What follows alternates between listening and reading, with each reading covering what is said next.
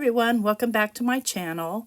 Guess what? Brand new lunar paste, and guess what else? They are neon. In today's video, I'm going to show you 3 ways to use neon, plus a little bonus on the side. And sit back, relax, enjoy the show, and I'll see you there.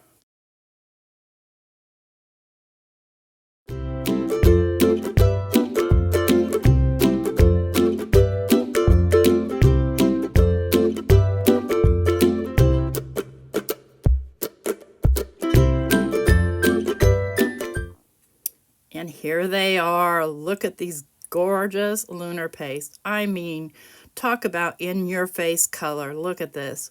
We've got a hot mess, and then we're on a tangent. And watch out for the yellow jacket. These names. This one is definitely voltage.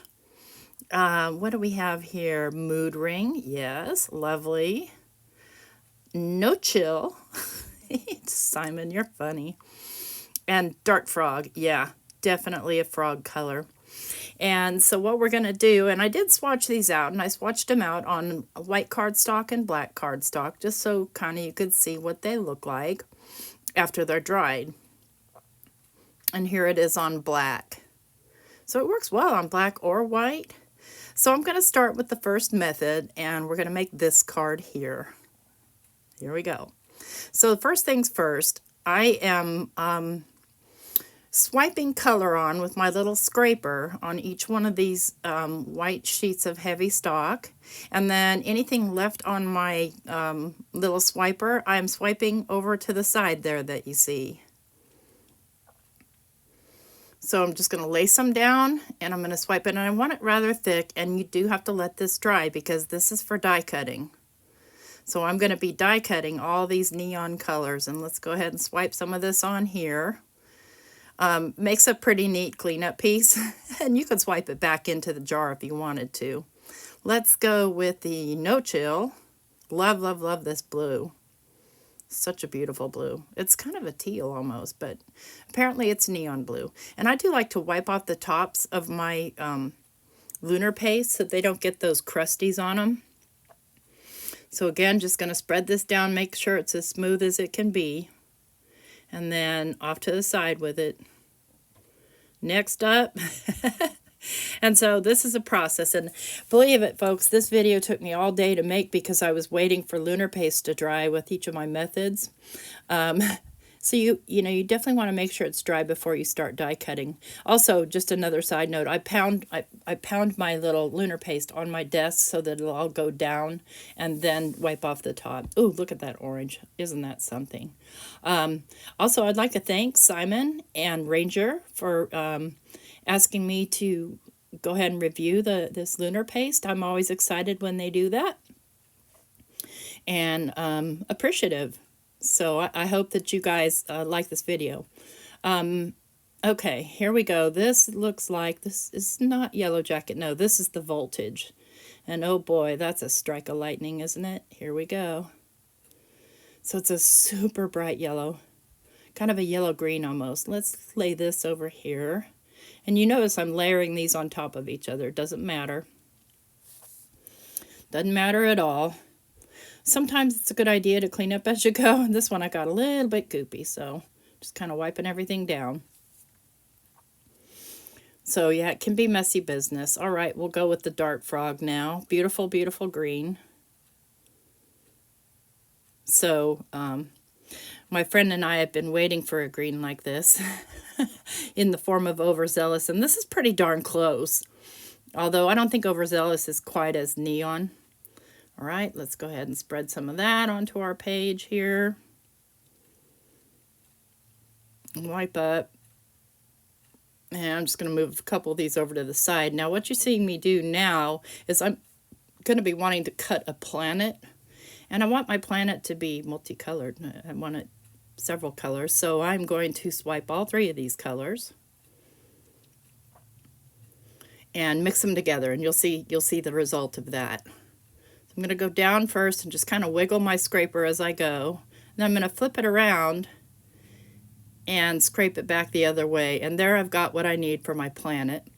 And let's just scrape some of this off on here. So what, right? It's gonna be cool. All right, so we've got all our pages done, and now we just have to wait for those to dry. So those are dry now, and what I'm going to do is I'm going to do some embossing on the black heavy stock, distressed black heavy stock. And I have here the Ranger Glow in the Dark and the Ranger Holographic. And the way that I do this is I'm going to just get some water on my fan brush and tap it on the paper. And just kind of get it all over. And I'm going to pour that embossing powder. I'm going to start with the glow in the dark. And by the way, this card does glow in the dark. My camera just refuses to photograph it without turning on its flash. So the embossing powder will stick to the water. Now when you start to emboss this, if you emboss from the bottom, your embossing powder won't fly off, but as the water starts to evaporate, and it does it pretty quickly, some little bits will fly off if you're doing it from the top, and that's okay. That's exactly the look I'm looking for. So we'll go ahead and heat set this one. And it's not going to look much different than what it looks right now, and that's okay, because I'm trying to make a sort of a Star Wars-y space background.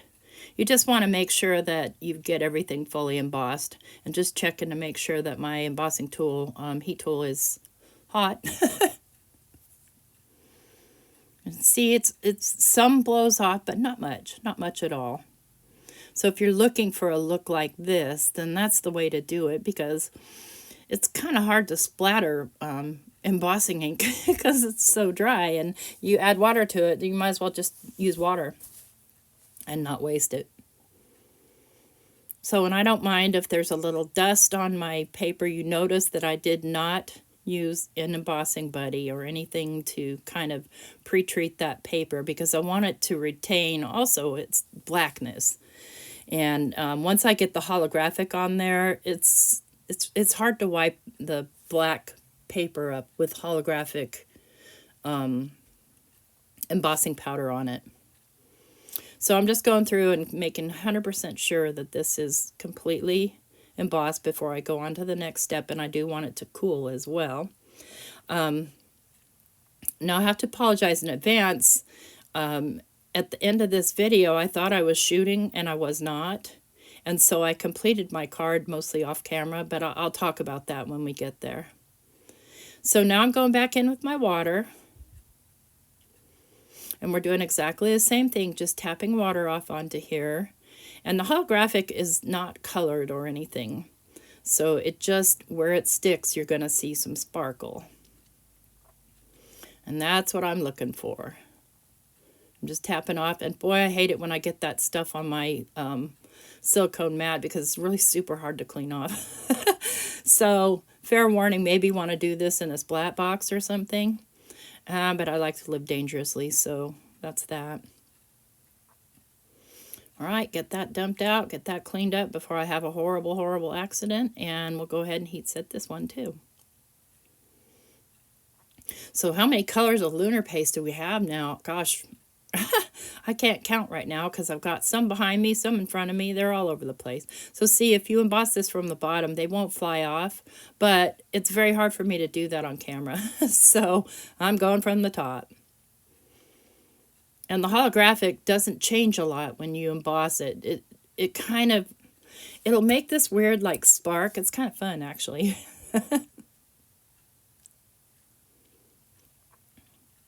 And now we've got ourselves a spacey background. And then off camera, I will go ahead and cut all of my stars and my planet from a die from my stash, or die set from my stash. Just make sure that all this holographic is completely embossed on there. There, now we've got our space background. See if I can bring it a little closer so you can see. There we go.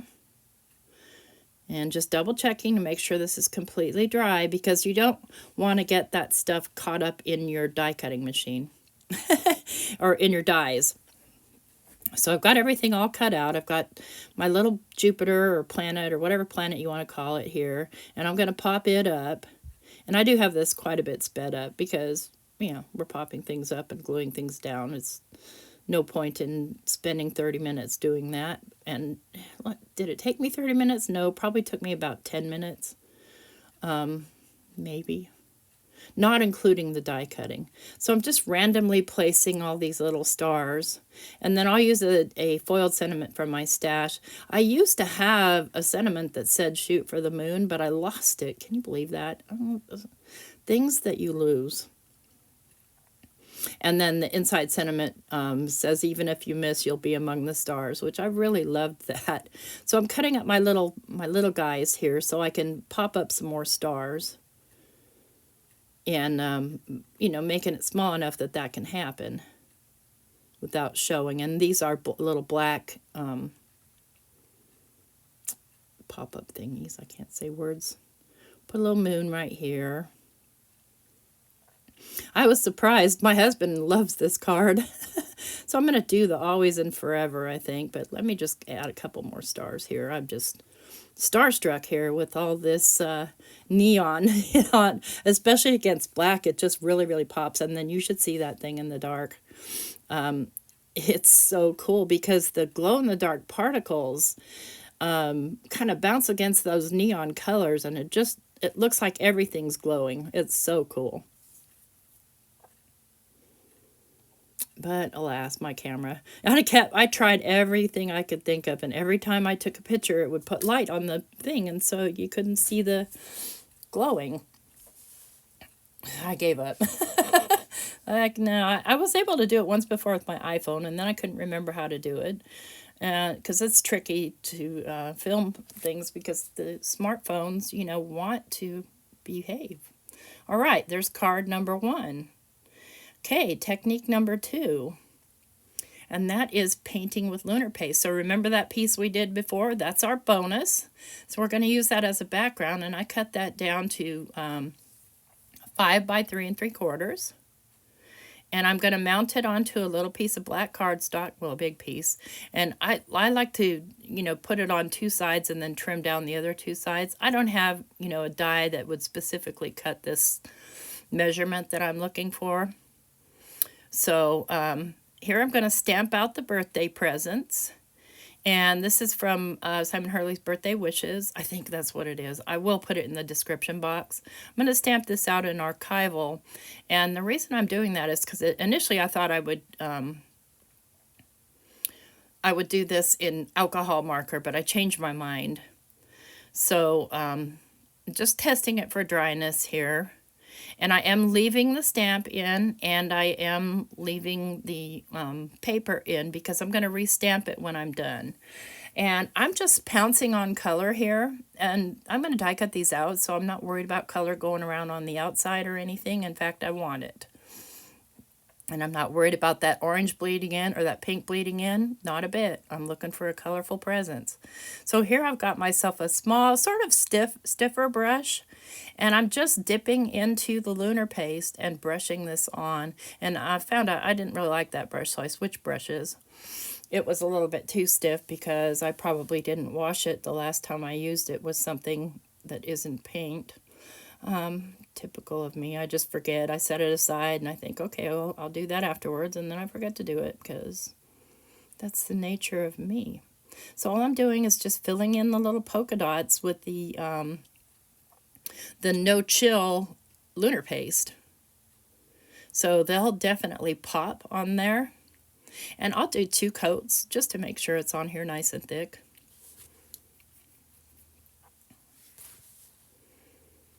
And it dries pretty quickly when you paint with it, so I can do them right away. So you notice I lost some of my black circles, and that's why the stamp is staying in, because I'm going to restamp it once I'm done. All right, let's go in with this mood ring here and color our ribbon on our teal present. It's very, very easy to paint with. And this is all the painting we're going to do with a brush. I'll finger paint the balloon. So let me get my second coat here so it's nice and thick and you know, opaque. But see, I lost a lot of detail on my ribbons, so we'll stamp right over that. And I recommend stamping over it in archival as well. I think I ended up doing it with VersaFine, and I had some smearing, smudging issues. No, I'm doing it with archival. Yeah, that's fine. And then I'll stamp one more balloon and color that balloon too, just with finger painting. And my balloon strings, of course. Yep, I think I'm going to go with this. Oh, now I forgot what that color is. Well, red hot, maybe? I don't know. One more balloon string. And there we go. I'll go ahead and die cut these off camera, and then we'll put our card together. What am I stamping over here? Oh, yeah, I wanted to stamp Celebrate on that color, so I'm just setting that aside. And that one's done. So we'll go to technique number 3. I guess I didn't put that one together on camera either. So for this one, I'm going to use layering stencil, and I'm going to use 3 stencils with lunar paste on each layer. So it took a long time for these to dry because I did them pretty thick. And this is why I say I don't like pixie spray. So I did use pixie spray on this. Because I am not very good at stenciling, and it tends to go up underneath the stencil on me. And so I know that pixie spray is going to help me out with that a lot. So I'm going to go in with the green, and then what happens is I finish this, and then I thought that my camera was on while it was off. So I'll have to apologize that you don't get to see me completing this card. Like, it just sort of ends abruptly. Like, I probably paused the camera and didn't realize I hadn't turned it back on. So anyway, I'm starting out with the dart frog, and I'm just kind of helping that out a little bit. I did use my scraper, but I do want this kind of thick. I want some dimension on this card. So I don't want any of the paper showing through. So we're good there, and I'll lightly and gently scrape off. And then I'll pull my stencil off, and it looks good. It looks great. So we have to let that dry because, like I said, I'm layering this. So my next layer is going to be with the yellow. And the top layer I do with blue, but I don't show that on camera. So it's the same process. So the third technique is stenciling with it. But my whole thinking on this is that I wanted to color in the background. And, but because I used pixie spray, it didn't go on smoothly. So I ended up splattering it. I mean, splatter saves everything. Just in case you didn't know, that's a little trick that you can use when maybe your blending didn't go so well, or you had a glue accident on your card. Just splatter the heck out of it, and it looks great. So let's go ahead and get that yellow back in there. Just clean off my top. And then I take these directly to the sink and wash them with water. So it looks really pretty. And then the last color I'll be doing is the blue. And I just don't show that. So next thing you'll see is it's all done. And here is where I want to do ink blending here with Clear Skies. And the ink just is real splotchy on there, and it's not because of the ink, it's because of the pixie spray left over on the paper. So just keep that in mind if you do use pixie spray. And you can see one of my flowers I mucked up. Sorry, flower, I touched it. It was wet. I made a mess. Sorry. See, it just doesn't really go on top of that pixie spray well at all. But I'll add water to it, and we'll just pretend like we meant for it to look that way. And I'm doing several coats, but doing them lightly. But you can see, if you look closely at it, you can see all those little speckles in there that I don't want in there. So I'm going to go ahead and wipe off my lunar paste because it does resist. And I'm just going to splatter this with water and make it look like I did it that way on purpose. And then I'm also going to be covering up that one spot by doing a red band or a blue band across the card. And you'll see that in a moment. So I'm going to go ahead and trim this down, and I'm going to trim it to 3 3/4 by 5. That's kind of my favorite size these days because it's double matting. And I'll just trim some off of each side. And then I'll have that band, and what I'm going to do is I'm just going to swipe direct to paper with the Clear Skies ink, same color. See the difference on clean paper versus paper that had pixie spray on it? That's what I'm talking about. So I decided that I would leave all of this in here because it's important for me when I tell people I'm anti-pixie spray. This is the reason why. I love how it works, but I don't love the end result afterwards. And definitely never use it if you're going to foil, because you'll have a hot mess on your hand unless you're looking for a hot mess. So I'm just going to glue this straight down onto that card panel. And I'm going to be doing some flowers. And I will link that stamp below too. That is also a Simon Hurley stamp. And as I'm sitting here doing my voiceover, I don't have it in front of me, so I can't remember the name of it. But let's go ahead and glue this down to a card base, because anything else that I might do from here out might be dimensional. And I like to have these things down if I'm doing dimensional. And then I'm just going to trim the side off of that because it didn't fold straight. And spring blooms, I think. I'm going to use this flower here because it most closely matches the background flowers. And then at first I think I'm going to do 3 flowers in the vase, and I changed my mind. So you may see me start to do that and then change my mind. We do that, right? We think of a design and we think, yeah, okay. And then, nah, don't want to do that. And I am going to color this with alcohol marker, but you can color it with anything you want. But I will use Memento, and then this is Hammer Mill 100 pound. So here I've got the flower, and I'm going to fussy cut out the flower, but I want its stem down into the vase. So I do cut and color the vase off camera and put everything together off camera because I didn't know I was off camera, and you'll see the end result anyway. So what you want to do here is just kind of eyeball where you want your flower to be and just stamp inside the vase. And I'm going to cut out around the top, completely fussy cut this without any lines or anything, or without any borders. And I've got a circle here. I'm not going to use this circle because it's dirty, but I'll make another circle because I'm going to use that on the card too to be kind of a grounding base for my flower and my flower pot. So see how this is going to come together. These will go on a white circle in the vase, and then I'll have the sentiment below, and that's it. Thanks so much for watching my video, and I hope that you are excited as I am about these new 7 new colors of Lunar Paste. Have a great day. Thanks for stopping by. Bye-bye.